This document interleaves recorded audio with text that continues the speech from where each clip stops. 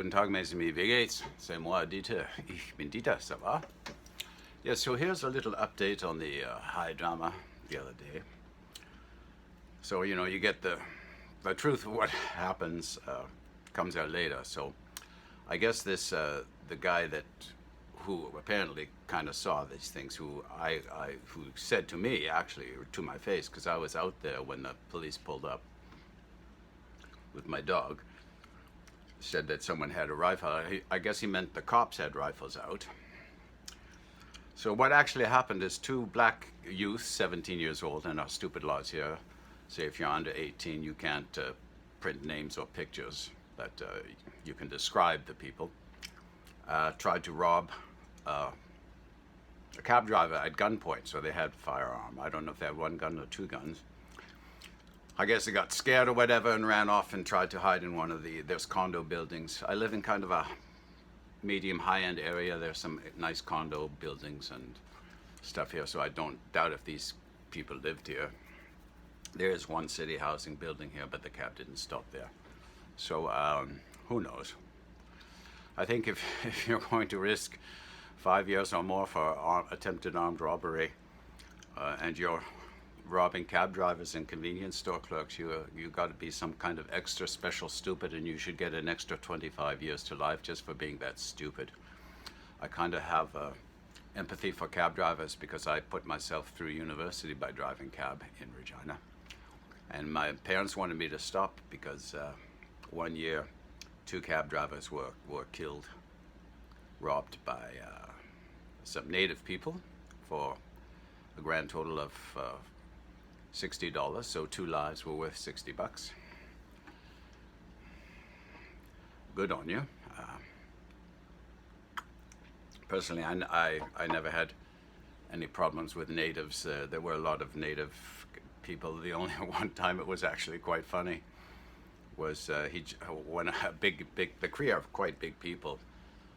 They're quite big and strong, and he jumped out of the cab because he didn't want to pay. And I was still going about 20 miles an hour. So he ran off into this bar, and I stopped the car and went into this bar in downtown Regina. And this is at 11 o'clock in the morning, and there were like 80, I'm not exaggerating, 80 big Cree people sitting in there. So, okay, I don't think I'm going to, I guess I'll just write off this $6. So that's that story. So apparently, I guess no one was shot or injured. So the morons that have been trying to kill me, I literally, and I say this in all seriousness. I know I have a sense of humor. I like to joke, but in the last 3 months, I've almost been seriously struck, either me or my dog, by about 7 different people driving cars, just coming out of alleys and underground parking lots at high speed without looking, and I'm already, like, I'm not an idiot. If I saw them coming, I wouldn't have stepped across, but all of these have happened when I'm over a third or halfway through a crosswalk. So what set me off recently was about a month ago. It was around 10 o'clock at night, so it wasn't that dark. And there are 4-way stops on every corner. I'm crossing with my dog, and this guy, I stop and pull the dog back. Like, fortunately, when I walk her, she's always within a foot or two of me. This guy slams on his brakes, slides through the intersection, and stops. He's already a quarter way into the intersection. So he's past the stop sign, and he's past the crosswalk. And I just went like this, serious. I just went like this, like what?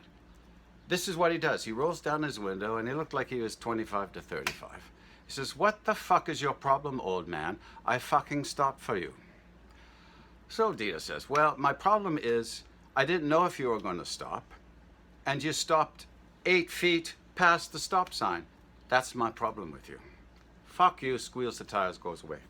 Anyway, there's this one building, the coffee shop I go to for my morning cappuccino, moved, and it's on one of Hamilton's busiest, and it's not very wide, north-south streets called James Street, and those people who know Hamilton know James Street. It's one of the main streets of downtown that goes north-south. So anyway, they moved to this building that's got medical offices in it, and right next to it, it's called 17 Robinson. Robinson is a one-way street that goes to James Street. You have to go that way. You can't go the other way.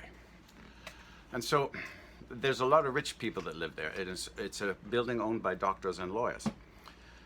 And 5 cars in the last 6 weeks have pulled out of there and almost hit me. And it's a very steep drive, so they come out, and then it's very steep, and then it comes like down like this. It comes like, here's the garage door opens, and it's down low, it's down about 15, 20 feet. Then they come up, and then there's a rise, and then there's a sidewalk, and then here's Dita, right? So I just had enough of this. So the other day, it was really close. I swear to God, it was an act of God that saved my life, because this guy came out in a high-end Mercedes, MG series, a sedan, and he's got a kid in the back seat and a child seat with here's a 7-year-old kid with a $200 fedora. So, do the math. He's some rich entitled prick, and he swears right at me. He's turning. He's going about 20K, and out of it, I heard the tire squeal, so I stopped. And then he came and he turned right into me, and I was halfway through the crosswalk, but it's not even a crosswalk. It's a sidewalk. So you're supposed to yield to pedestrians, right? You're coming out of an underground garage. So anyway, for some miraculous reason, it screeches to a stop, and I'm not exaggerating, but this far from my knees. So I go, what the fuck? This is what he says. He's some 35-year-old, looks like Arab or northern Indian, Pakistani guy. Goes, I didn't see you. Didn't apologize because I didn't see you. So I'm waiting for at least an apology. No apology. So I said, oh, you didn't see me. So I guess I'm 6'1", 214 pounds, and I'm fucking invisible, am I? I must be, the blueprint for H.G. Wells' book, The Invisible Man. I had my walking stick with me because I have a bad knee that sometimes gives out. And I was amazed, but I was so shocked. And my adrenaline was like this, 1,000, that, the old me would have started whacking that fucking car or kicking the car. So, no excuse. I go, and then he squeals out and goes the wrong way down the one-way street at high speed. So, this happened 3 days ago. So yesterday, I went to the police. They said, well, can't do anything without a license plate number. And I know they can't do much anyway, but I said, I've had enough of this. So I'm not a reactionary guy. So yesterday, I took my folding stool and I put on one of my hats, and I plopped myself down with my iPhone right in the middle of the sidewalk, right on the edge of this driveway from the underground thing. And every car that came up, I took a picture. So some of the people were really nice. It was funny because it was the people in the not really high-end cars that were nice. I go, excuse me, oh, what are you doing? He said, I'm just taking pictures of the vehicles that have nearly struck me in the past month while I'm going for my morning coffee. And most of the people were really nice. I said, oh, I'm sorry to hear that. Well, it wasn't me. I said, no, it's not you. And I didn't take a picture of your car. I know the 5 cars. Anyway, one of the cars, the 5th car thing that came out, was one of them. It was driven by this, bleached blonde, middle-aged woman, and it was a real nice white convertible Mercedes. She didn't even slow down. She came up, didn't even slow. She didn't even look if there were any pedestrians. So I snapped 2 pictures of her. She turns around and goes up, and there's a ramp not near the medical building, and then she goes to the right. And then I can see she's stopping, and she's looking at me, and she's on the phone. So I go, good, because this is exactly what I wanted to happen. So about 5 minutes later, this guy comes out. So, excuse me, sir, can I talk to you? I say, sure. because I wanted it to be the property manager, and guess who it was? It was the property manager. He said, well, why are you out here taking, he says, I know why you're out here taking pictures. I said, oh, you do? He says, because I heard you screaming at that guy, and he says, I know who he is, the other day. And then he says, he's actually quite polite. He says, you know, if that was me, I probably would have smashed his windshield in, because I saw what he did. And then I said, and did you see that he took off the wrong way down the one-way street, and he lives here, so he knows it's a one-way street? He says, yes, I did. So he said, well, you know, and I know that this guy's a lawyer. He talked like a lawyer. So he says, well, what can we do to resolve this? Because obviously, he said, you know, what are the police going to do? It's going to be a he said thing. I said, that's true, but at least they will talk to him if I get a license plate number. He says, because I'm a witness to what happened. And there were other witnesses that saw this, and they were just shaking their head, and they said, it happens all the time. So I said, you know, if I get no remedy from you, the police, who I did file a report with, which they put on hold pending me getting the license plate number, right, which is fine. So it gave me the city's office so they can put up signs or whatever, or a speed bump. So I said, well, you either have to put in a speed bump or at least some signs saying yield to pedestrians or stop and yield to pedestrians, which he agreed to do. He said, I can have that done in a couple of days. He said, give me 5 days. So I said, fine, I will give you 5 days. If there isn't a sign up in 5 days, I will be back. And I said, I will sit here all day. So he said, well, you don't seem like a shit disturber. I said, no, I'm not a shit disturber. And the last thing I want to be doing is sitting out here at 9 in the morning when it's going to be 32 degrees, taking pictures of every car that comes out here. But I said, there are 5 cars. I know what they are. And I said, I will sit here every day at this time if it takes me a week to get those license plate numbers. So we'll see.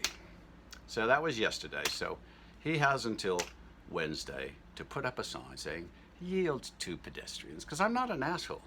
But like, what am I supposed to do if a car's coming from 20 feet below?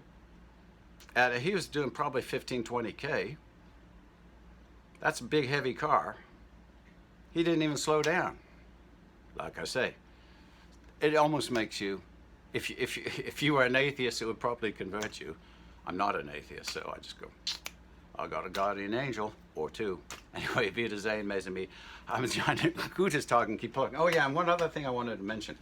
I've been getting a bit of vitriol from people who view some of my videos and going, lose the cigar, what are you, an idiot? And I just laugh because I go, okay, I'll be honest with you, I don't smoke.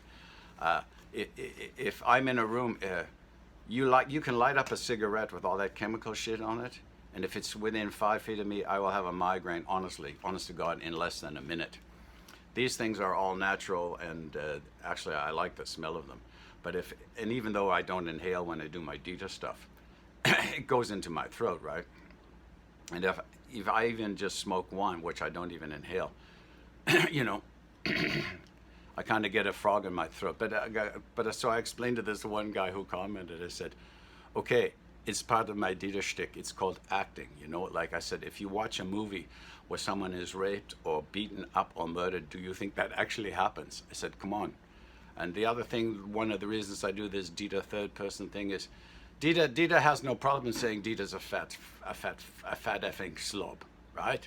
But if I'm saying Randy is a fat effing slob, that might work a bit on my psyche or whatever, right? So, you know, it's easy for me to say, well, that's just Dita. That's just a character I play, which is true, right? So that's all it is. So, you know, I don't, some of you people who I have bit of exchanges with, we seem to be more like friends, right? But we've never met, so, like, you know, it is what it is, right?